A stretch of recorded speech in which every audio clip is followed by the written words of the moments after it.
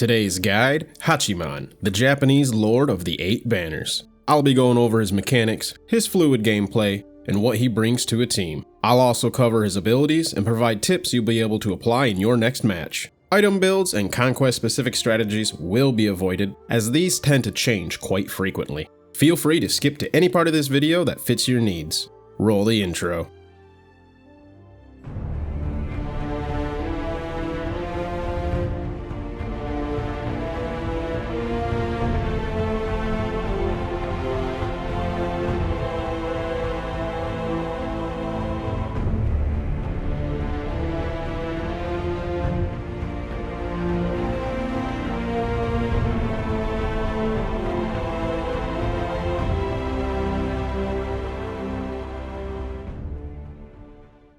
Hachiman.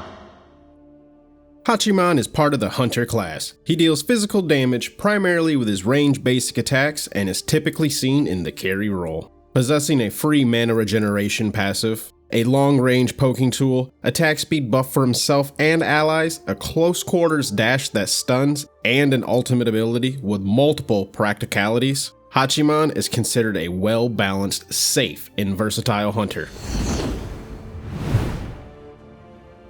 Passive. Master of Arms. Hitting enemies with basic attacks energizes Hachiman, granting him a stack of MP5, mana regeneration per 5 seconds. This can stack up to 5 times, and these stacks last for 8 seconds. Ability number 1, Eagle Eye. Upon toggling this ability, Hachiman increases his range while dealing bonus damage for the next 4 basic attacks. Each hit may trigger item effects for basic attacks and can critical hit. This ability cannot damage structures. Ability number 2, Heavenly Banner.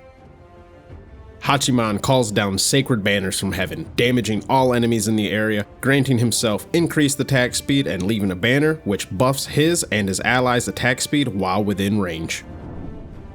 Ability number 3, Iaijutsu. Hachiman dashes forward, damaging and passing through enemies. He then follows up with a swing of his sword in a full circle, hitting all enemies in range. If hit by both attacks, enemy gods are stunned. Ability number 4, the ultimate, Mounted Archery. Hachiman leaps onto his horse and charges forward. While mounted, he is immune to crowd control and can aim separately from the direction of his horse. He may fire an arrow at every enemy god within range of the cone, applying a slow and dealing damage. The arrows have object collision, meaning they cannot go through walls or around corners. The following is based on years of personal experience. Every player has their own style and preferences, and that's alright. If you disagree with any of them, feel free to let me know. I try to keep an open mind and always willing to learn to get better at a game that I love. Level up order.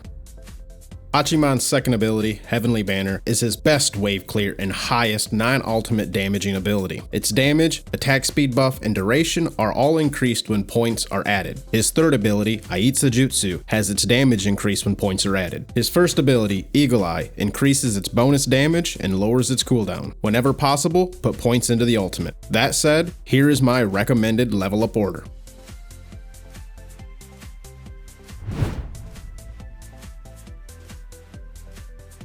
Tip number 1, Poke.